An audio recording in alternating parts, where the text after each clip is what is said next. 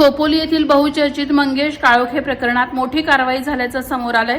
या प्रकरणात कट रचल्याचा आरोप असलेला फरार आरोपी राष्ट्रवादी काँग्रेसचा प्रवक्ता भरत भगत याला खोपोली पोलिसांनी अटक केली आहे। खालापूर परिसरातून ही अटक करण्यात आली असून या कारवाईमुळे संपूर्ण रायगड जिल्ह्यात एकच खळबळ उडाली आहे। मात्र या प्रकरणातील आणखी एक मुख्य आरोपी राष्ट्रवादी जिल्हाध्यक्ष सुधाकर घारे अद्याप फरार असून त्यांचा शोध सुरू असल्याची माहिती पोलिसांनी दिली।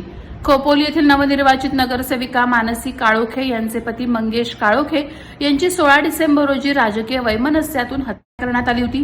यामागे पूर्वनियोजित कट रचल्याचं तपासात निष्पन्न झालंय।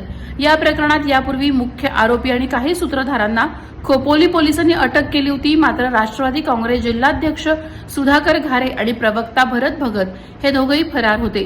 त्यापैकी भरत भगतला पोलिसांनी अटक केली। खोपोली पोलिसांनी खालापूर परिसरात सापळा रचत भरत भगत याला अटक केली। अटकेनंतर या प्रकरणातील तपासाला मोठं यश आलं आहे। दरम्यान या गुन्ह्यातील आणखी एक मुख्य आरोपी सुधाकर घारे अद्याप फरार असून त्याचा शोध घेण्यासाठी पोलिसांची विशेष पथकं तयार करण्यात आली आहेत। वादळवारा लाईव्हसाठी न्यूज ब्युरो खोपोली। नवी मुंबई व रायगड जिल्ह्यातील ताज्या बातम्या आणि घडामोडींसाठी सबस्क्राईब करा वादळवारा लाईव्ह चॅनल आणि दाबा बेल आयकॉन।